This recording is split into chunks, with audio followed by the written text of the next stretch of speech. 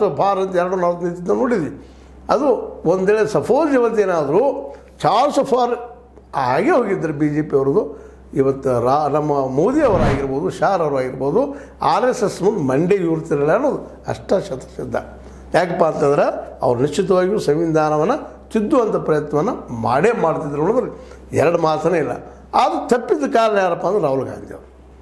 ಯಾಕಂದ್ರೆ ಅವ್ರು ಇಡೀ ದೇಶ ತುಂಬ ಅಡ್ಡಾಡಿದ್ರು, ಜನರು ಭೇಟಿ ಆದರು, ಅವ್ರ ಸಮಸ್ಯೆ ಹೇಳಿದರು, OBC ತೊಗೊಂಡ್ರು, ಜನಸಾಮಾನ್ಯ ಜೊತೆ ಮಾತಾಡಿದರು, ಕಡೆಗೆ ಸಂವಿಧಾನ ಹಿಡ್ಕೊಂಡು ತಿರುಗಿದ್ರು, ಜೊತೆಗೆ ಅವ್ರು 25 ಗ್ಯಾರಂಟಿಗಳನ್ನ ಹೇಳಿದರು, ನ್ಯಾಯ ಹೇಳಿದ್ರು, ಏನು 1-2 ಮಾಡಿದ್ದವರು.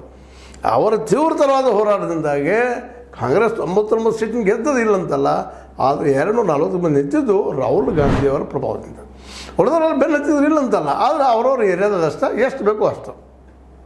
ಅದರ ರಿಸಲ್ಟೂ ನಾವು ನೋಡಿದ್ದೀವಿ. ಈಗಾಗಲೇ ಕಾಂಗ್ರೆಸ್ ಈ ದಿಶೆಯಲ್ಲೇ BJPಗೆ ಪ್ಯಾರಲಲ್ ಆಗಿ ಸಮಾನವಾಗಿ ನಿಲ್ಲುವಂಥ ಪಕ್ಷ ಇದ್ದರೆ ಅದು ಕಾಂಗ್ರೆಸ್.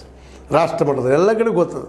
ಆದರೆ ಇದನ್ನು ಮಮತಾ ಬ್ಯಾನರ್ಜಿ ಅವರಿಗೆ ವೆಸ್ಟ್ ಬೆಂಗಾಲನ್ನು ಬಿಟ್ಟರೆ ಮತ್ತೊಂದು ರಾಜ್ಯಕ್ಕೆ ಬಂದರೆ ಅಲ್ಲಿ ಅವ್ರಿಗಿಲ್ಲ, ವೋಟ್ ಬ್ಯಾಂಕ್ ಇಲ್ಲ, ಜನ ಅವ್ರನ್ನ ಗುರುತಿಸೋದಿಲ್ಲ. ಕರ್ನಾಟಕದಲ್ಲಿ ವಿಶೇಷ ಎಲ್ಲೂ ರಾಜಕಾರಣದಲ್ಲಿದ್ದವರು ಅಷ್ಟು ಗುರುತು ಮಾಡ್ತಾರಲ್ಲ, ಏನಪ್ಪ ಯಾರೋ ಪತ್ರಕರ್ತರು ಮತ್ತಾರೋ ಇವಾಗ ಮಮತಾ ಬ್ಯಾನರ್ಜಿ ಅವರಪ್ಪ, ಕಮ್ಯುನಿಸ್ಟ್ ಸೋಲಿಸ್ತಾರಪ್ಪ ಅಂತ ಹೇಳ್ತೀವಿ, ಅಷ್ಟೇ ಹೋರಾಟಗಾರಪ್ಪ ಅಂತ ಹೇಳ್ತೀವಿ. ಬಟ್ ಇಲ್ಲೆಲ್ಲ ಜನರಿಗೆ ಬೇಕಂತ ಗೊತ್ತಿದ್ದಂಥ ವ್ಯಕ್ತಿ ಅಲ್ಲ, ತನ್ನ ರಾಜ್ಯವನ್ನು ಬಿಟ್ಟ. ಮತ್ತು ಇವತ್ತು ಅಂಥ ಪರಿಸ್ಥಿತಿ ಒಳಗೆ ನಾ ಇಂಡಿಯಾಕ್ಕೆ ನಾಯಕತ್ವ ವಹಿಸುವೆ ಅಂತ ಹೇಳು ಮತ್ತು ಮಾತು ಯಾಕೆ ಬಂತು ಅಂತ.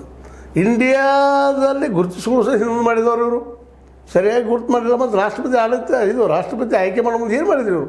ಪಾಪ ಯಾರನ್ನೂ ನಿಲ್ಲಿಸಿದ್ರು ತಂದು ನಮ್ಮ ಇವ್ರನ್ನ. ಅವ್ರ ನಂತರ ನಮ್ಮ KM ಸೇರಿಕೊಂಡು ರಾಮತ್ ಬೇರೆ ಸಿನ್ಹಾ ಅವರನ್ನು ಅದ್ರ ಕೊನೆಗೆ ಏನು ಮಾಡಿದರು? ಹಿಂಸರಿಸ್ಬಿಟ್ರು ಸುಮ್ಮನೆ. ಅಂದ್ರೆ ಯಾವುದಕ್ಕೂ ಆದರೂ ಬಲಾಢ್ಯವಾಗಿ ಗಟ್ಟಿ ನಿಲ್ಲುವಂಥದ್ದಿಲ್ಲ. ಇಂಡಿಯಾ ಮಾಡಿದ್ರು ಹಂಗೆ ಮಾಡಿದರು, ಬಿಟ್ಟು ಹೋಗಿಬಿಟ್ರಲ್ಲೇ. ನೀವೇನು ಮಾಡುತ್ತೆ ಮಾಡ್ಕೊರಪ್ಪ ಅಂತೇಳಿ ಖರ್ಗೆ ಅವ್ರ ಹೆಸರು ಸೂಚಿಸಿರು, ಹೋಗಿಬಿಟ್ರು. ಆ್ಯಕ್ಚುಲಿ ಇದನ್ನೆಲ್ಲ ಒಗ್ಗಟ್ಟಿನ ಇಟ್ಕೊಂಡು ಕಡೆಗೆ ಒಂದು ವಿರೋಧ ಪಕ್ಷಕ್ಕೆ ಒಂದು ಮಾನ್ಯತೆಯನ್ನು ಕೊಟ್ಟ.